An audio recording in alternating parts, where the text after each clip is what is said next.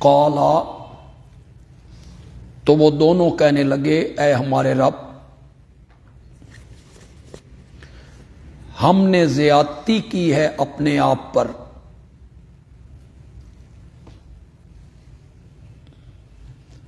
اگر تو ہمیں معاف نہیں کرے گا اور تو ہم پر رحم نہیں کرے گا، لَنَكُونَنَّ مِنَ الْخَاسِرِينَ، تو ہم ہو جائیں گے نقصان اٹھانے والوں میں سے۔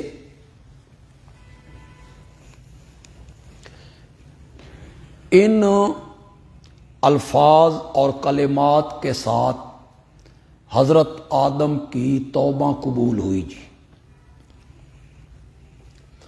آپ پہلے پارے میں پڑھیں گے فَتَلَقَّى آدَمُ مِن رَبِّهِ کلمات، آدم نے سیکھ لیے اپنے رب سے چند کلمے۔ وہاں کلمات کا ذکر نہیں کیا، لیکن قرآن اپنی تفسیر خود کرتا ہے۔ القرآن یفسر بعضہ بعضا، قرآن اپنے کچھ حصے کی تفسیر خود کرتا ہے، اور قرآن خود تفسیر کر دے تو اس کے مقابلے میں کسی روایت کی کوئی حیثیت نہیں رہتی۔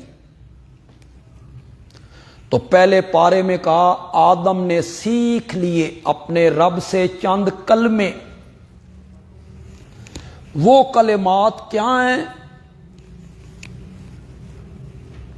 کہ جنت کے دروازوں پر نبی پاک صلی اللہ علیہ وسلم کا نام لکھا ہوا دیکھا تو دل میں آیا کہ یہ کوئی بڑی ہستی ہے کہ جنت کے پتوں پہ دروازوں پہ ان کا نام لکھا ہوا ہے۔ تو نبی پاک کے وسیلے سے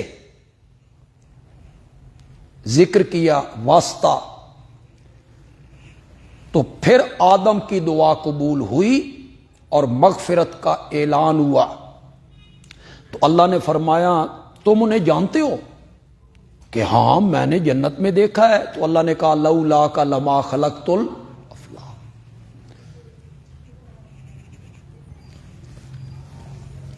مستدرک حاکم نے لکھ دیا، لوگ اسے بیان کرتے ہیں، خطبا بڑا لہک لہک کے بیان کرتے ہیں، کیا بریلوی اور کیا دیوبندی ہیں جی۔ حضرت آدم نے نبی پاک کا واسطہ دیا، وسیلہ دیا، پھر ان کی توبہ قبول۔ اہل تشیع تو اب ساری حدیں کراس کر رہے ہیں۔ وہ کہتے ہیں آدم کی کشتی، نوح کی کشتی کنارے لگانے والا بھی علی ہے،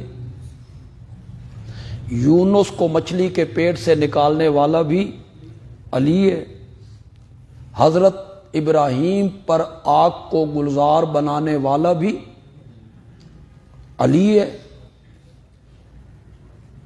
حضرت علی ہی نے مشکل کشائیاں کی ہیں تمام انبیاء کی، اور آئمہ کا واسطہ دیا تو آدم کی توبہ کیا ہوئی؟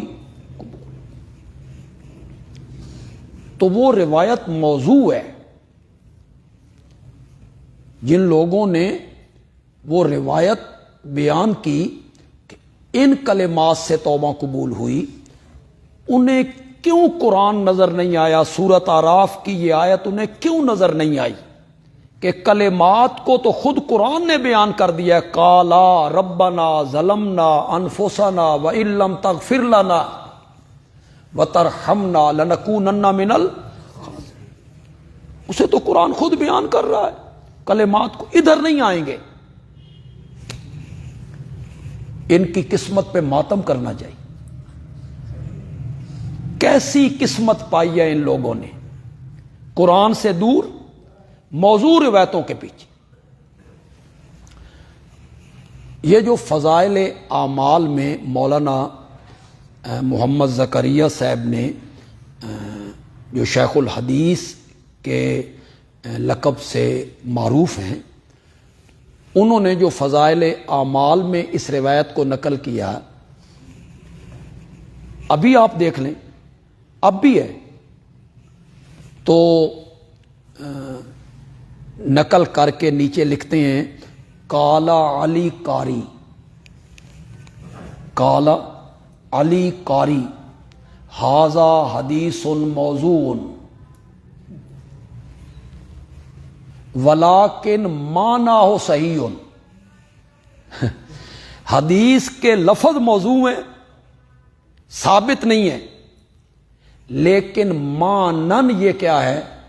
صحیح۔ مانا کیا؟ اگر تجھے نہ بنانا ہوتا تو ہم کسی چیز کو پیدا، یہ جو ہے لولاک لما خلقت الافلاک، یہ مانن صحیح ہے، لیکن لفظ اس کے کیا ہیں؟ موضوع۔ نیچے لکھ رہے ہیں ھذا حدیث موضوع، اور اسی حدیث کو جب اوپر تحریر فرما رہے ہیں تو لکھ رہے ہیں قال النبی، نبی پاک نے فرمایا۔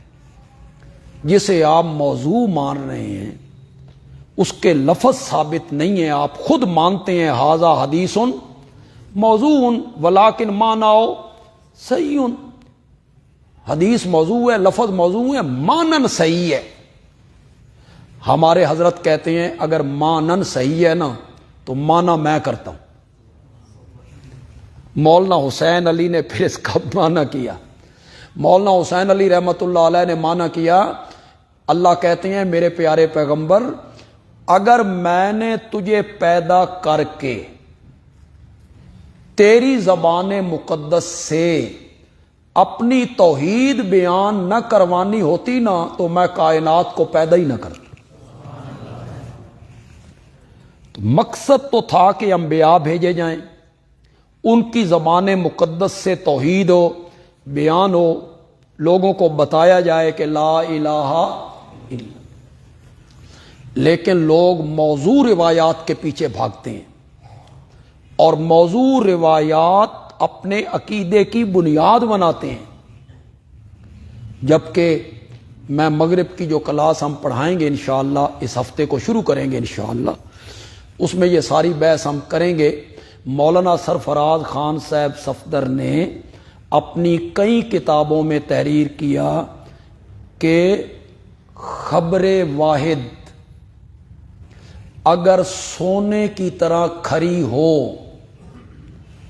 موضوع نہیں، منکر نہیں، اس پر جرح ہے، کوئی راوی ضعیف ہے، کوئی نہیں، خبر واحد اگر سونے کی طرح کھری ہو پھر بھی عقیدے کی گاڑی اس سے نہیں چلتی، جی پھر بھی عقیدے کی گاڑی اس سے نہیں چلتی۔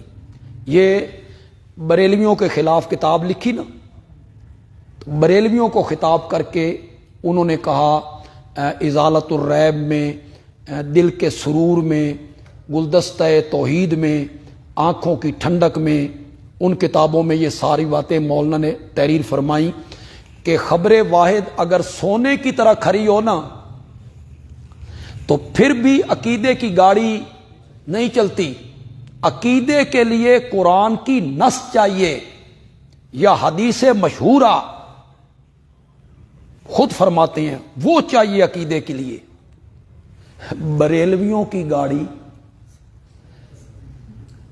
خبر واحد سے جو سونے کی طرح کھری ہو پھر بھی بریلویوں کی گاڑی نہیں چلتی، اور اپنی گاڑی من صلی علیہ عند قبری محمد ابن مروان جیسے کذاب ڈرائیور بیٹھے ہوں تو وہ بھی 150 کلومیٹر کی رفتار سے بھاگتی ہے، وہ بھاگ رہی ہے۔ جس جو حدیث خبر واحد تو کیا ہے، موضوع ہے، اس کے راوی جھوٹے ہیں، تشیع پایا جاتا ہے ان میں، جلے بھنے شیعہ ہیں وہ۔ تو پتہ نہیں علماء کو یہ کیا ہو گیا ہے کہ موضوع روایتوں کی طرف بھاگ رہے ہیں، اور اتنی واضح آیت ہے قرآن پاک کی کہ وہ کلمات جو آدم کو بتائے گئے وہ یہ کلمات ہیں، ان کلمات کے ذریعے آدم کی توبہ کیا ہوئی تھی؟ قبول ہوئی تھی۔ اللہ نے کہا اہبط